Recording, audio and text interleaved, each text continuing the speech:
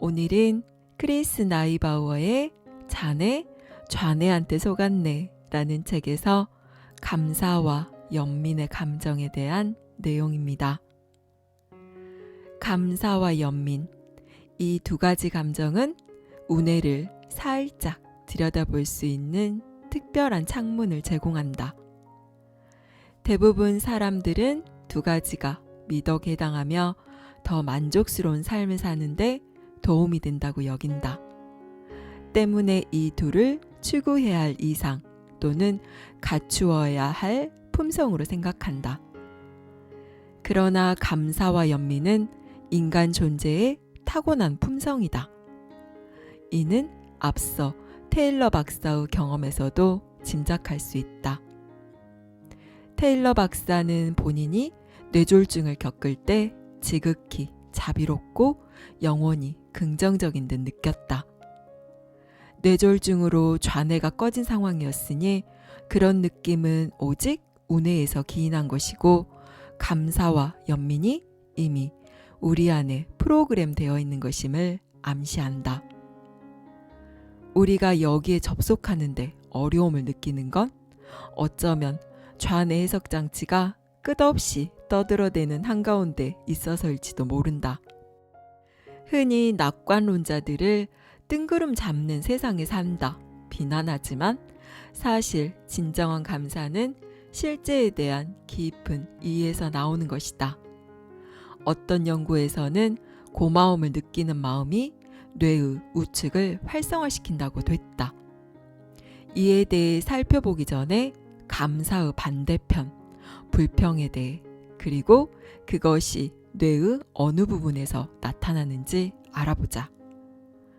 불평은 아주 인기 있고 잘 받아들여지는 상호작용의 한 형태이다.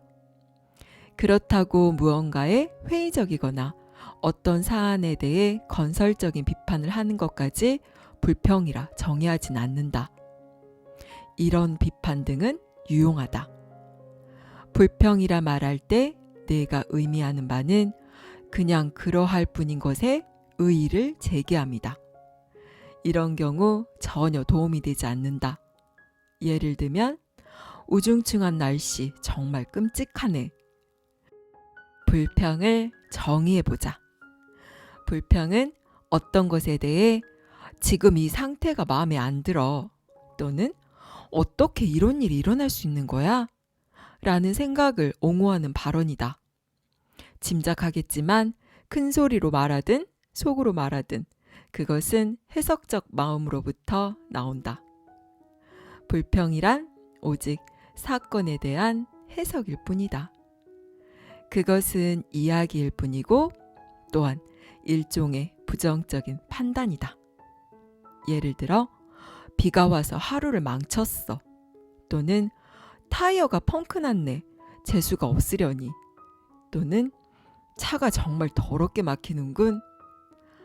모두 도움이 되는 비판이라기보다 부정적인 마음 자세의 반영일 뿐이다. 심지어 우리 문화에서 인기 있는 대화 게임도 있다. 일명 누가 더 역 같은 하루였나 경쟁이다. 친구들이 옹기종기 모여 누가 가장 최악의 하루를 보냈는지 논쟁을 하는 것이다. 그리고 정말 신기하게도 여기서 승리한 사람은 곧 패배자다. 예상 가능한 대로 불평은 불안과 우울로 이어진다.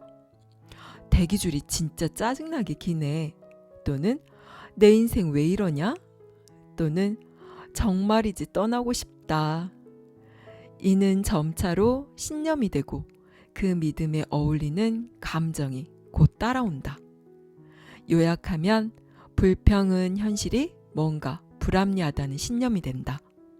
이는 종종 눈덩이가 되어 하나의 불평이 부정적인 감정의 파도를 일으키고 그 파도가 또 다른 신념에 영향을 미쳐 더욱 부정적인 감정의 쓰나미를 경험하게 된다. 이 해로울 뿐인 불평은 모두 좌뇌와 신기루 같은 자아의 과도하게 동일시함에 뿌리를 둔다.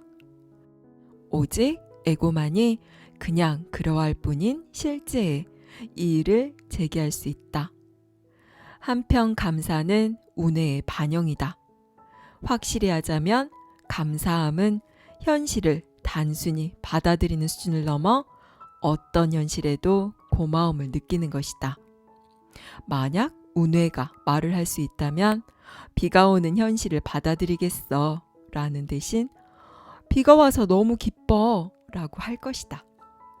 연구에서는 사람들이 감사함을 느낄 때 운해 쪽에 더 큰 활동이 포착된다고 확증한다. 또한 더 많이 감사하는 사람에서 운해 쪽의 특정 부위 되뇌 피질이 실질적으로 더 많다고 확인했다.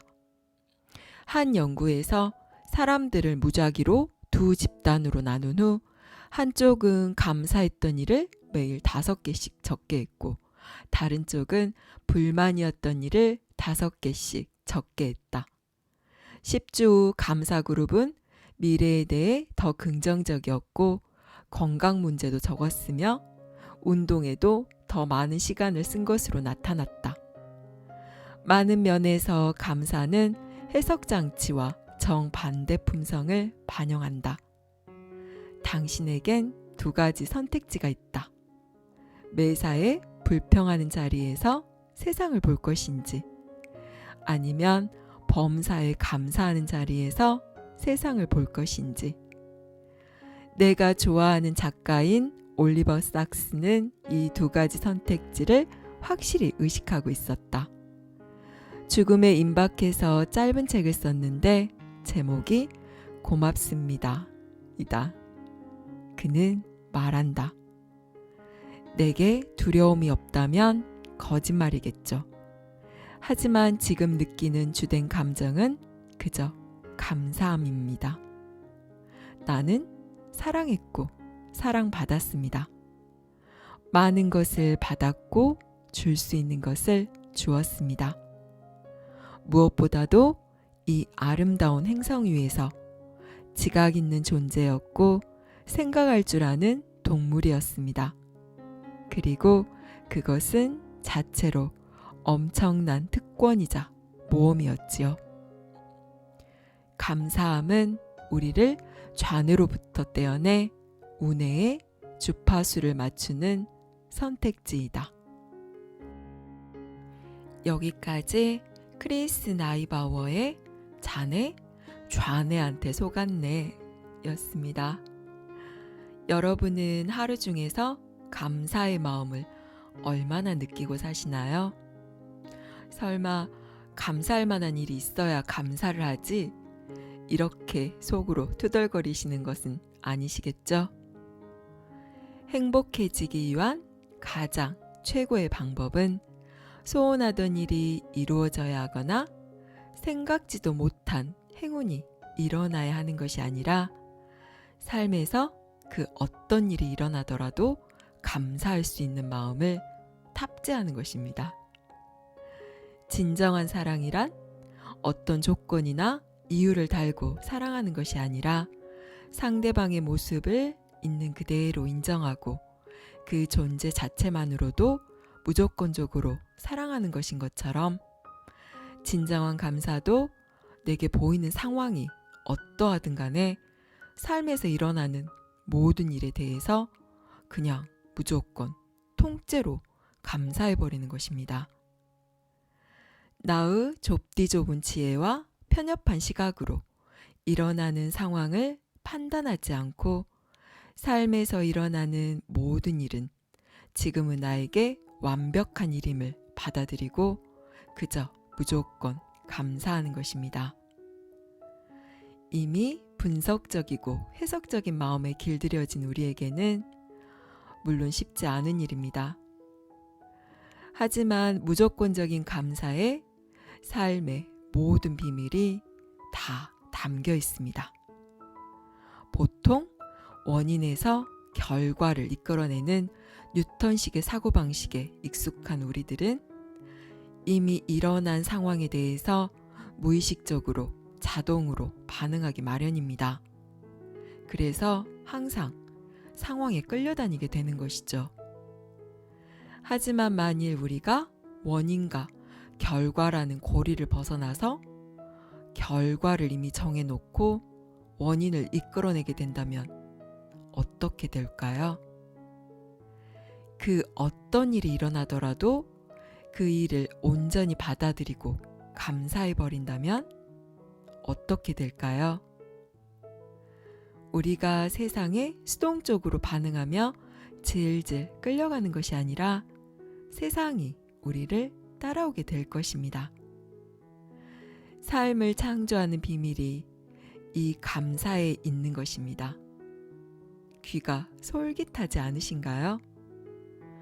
지금부터 삶에서 그 어떤 일이 일어나더라도 불평하거나 화를 내는 대신 숨 한 번 크게 쉬고 활짝 미소 지으며 감사해 버리세요.